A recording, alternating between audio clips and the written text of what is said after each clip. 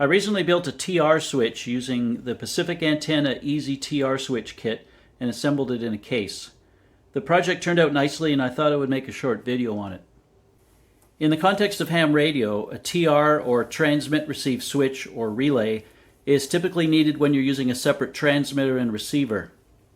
The receiver needs to be connected to the antenna while receiving, but during transmit, the transmitter should be connected. Connecting both to the antenna would damage the receiver.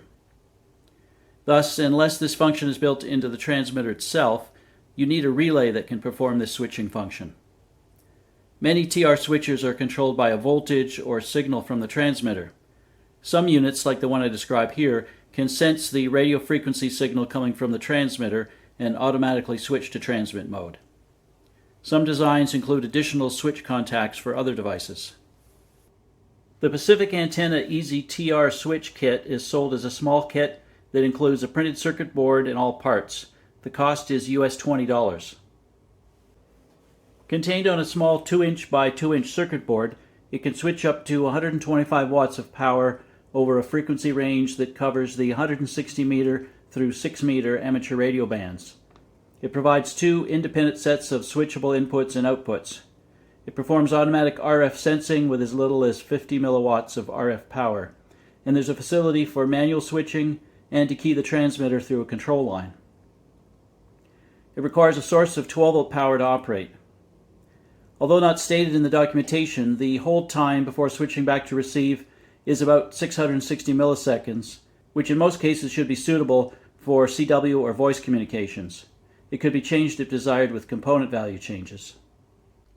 After ordering, my kit arrived in the mail and I found assembly straightforward using the provided instructions and took less than an hour. It uses all through-hole parts and no integrated circuits.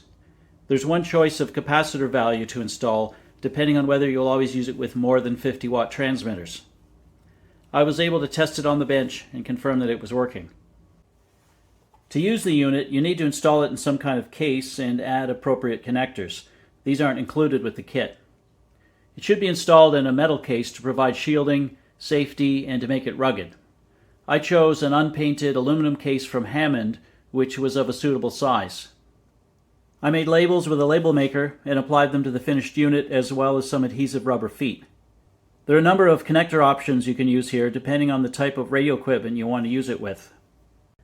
I chose to use SO239 UHF type connectors for the antenna, receiver, and transmitter connections, as these mate with the PL259 connectors and cables I use with most of my vintage radio equipment.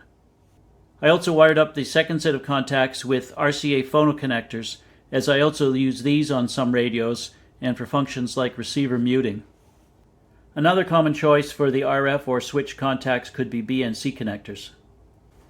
For the 12-volt power, DIN or power pole connectors could be used, but in my ham shack I power a lot of small devices that require 12 volts using low-cost cables with RCA phono jacks.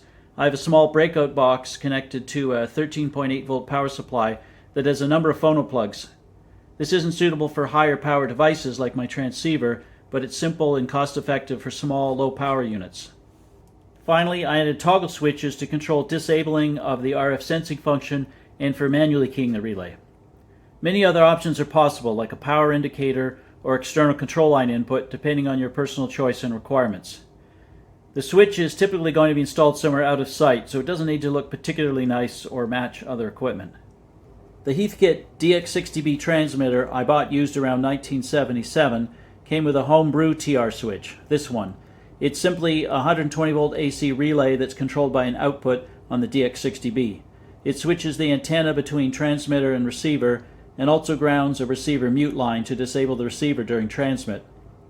I used it with my original ham radio setup with a Heathkit DX60B transmitter, HR10B receiver, and HG10 VFO. I still use it today. A fun fact is that it uses exactly the same model of Hammond aluminum case which I selected and bought for the new TR switch. Almost 50 years later, the Hammond company is still making the same case.